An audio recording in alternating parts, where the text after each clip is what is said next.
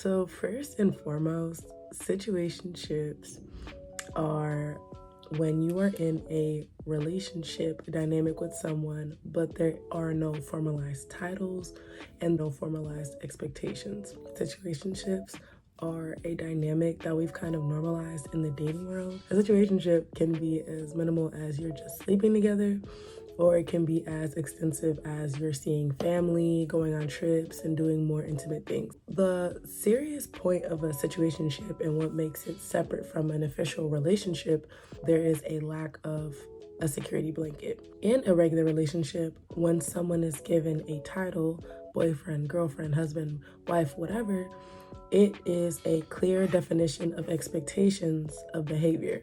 There should be boundaries that your partner and you are not willing to cross, and a base level of commitment that you and your partner have mutually so that you're on the same page. With a situationship, that's not there. A lot of the time you'll see people, and I've done this too, be in situationships where you are exclusively seeing each other. There is no formalized agreement that you two are together. Even if you're saying, oh, but we both agreed that we're only sleeping with each other, we're only seeing each other, there can be that boundary, especially when it comes to intimacy. On an emotional sense, they're not tied to you. You're with someone and you would like to have a deeper relationship with them that's more formalized, but they're telling you or showing you that they don't want that. You keep seeing them and you just kind of adopt an attitude of it doesn't affect you or you don't care. I'm sure that there are people in this world that legitimately couldn't care less if they're in a formalized relationship or not,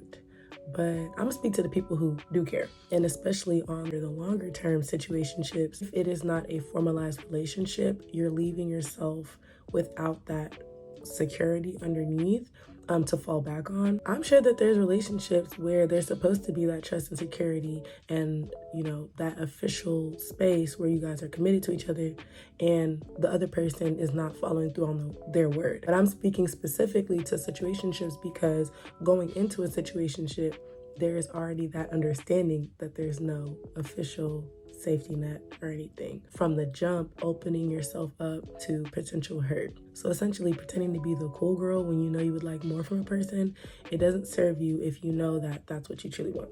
From experience and from research, it seems that anxious and avoidant attachment styles are like the bread and butter for situationship relationships, mainly because within anxious attachment styles, you have a tendency to pine for someone else. There's that lack of security already embedded in your trust systems.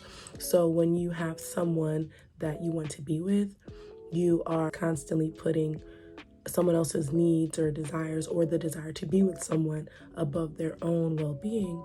And the counterpart of that anxiously attached person, you have the avoidant attached person. This is where you find people who are afraid of commitment, don't want to settle down, to avoid becoming in a intimately committed relationship with others. A situationship relationship dynamic suits an avoidant person because they can have that one foot in, one foot out space that they need in order to feel comfortable. Someone who is avoidantly attached, whenever they're faced with too much intimacy or too close to someone, it causes them to run. That's just like a quick overview of that. If you are noticing certain patterns in your relationship that are unhealthy, it would do you a lot of good to take a step back and evaluate what kind of attachment style am I exhibiting. Sometimes it's hard to do on your own. It's hard to face these things by yourself. So that's where professional help can seriously help you out. Therapy, all of those good things, because what we're all striving for is that secure attachment so that when we're in relationships, we're making healthy,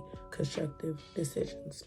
One of the key flaws of situationships is losing the ability to advocate for yourself, because there's always that power imbalance when you want to set expectations for the other person, but because of the lack of the formalized commitment, they are refusing to comply. In a standard relationship, you have a general expectation of performance. Case in point, If someone is your boyfriend, then there's a general expectation that they will compromise with you on certain situations because they want to be with you, that they will work with you on communication because that is how you make a healthy relationship grow and thrive. The situationship, there's no expectation of performance because you're kind of just in limbo. You can try to voice your concerns, but ultimately the other person can refuse just off of the basis that you're not officially together. People often think that titles and all of those things don't matter, but all it is an expectation of performance. If you know you have those desires for someone to work with you with communication, presence, all of the good things, then situationships might not be the best route for you. We're not all built to be emotionally detached with someone. A lot of us, when we are spending time with anyone that we are attracted to, and having experiences with, you can become attached to them pretty quickly. You can fall into the trap of compromising on the things that you truly desire for the sake of keeping that person in your life. I'm not trying to harp on if he wanted to, he would, but it's just the truth.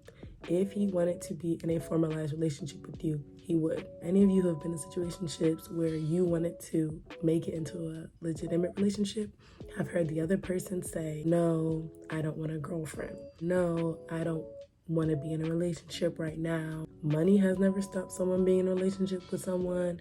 Time has never stopped someone being in a relationship with someone.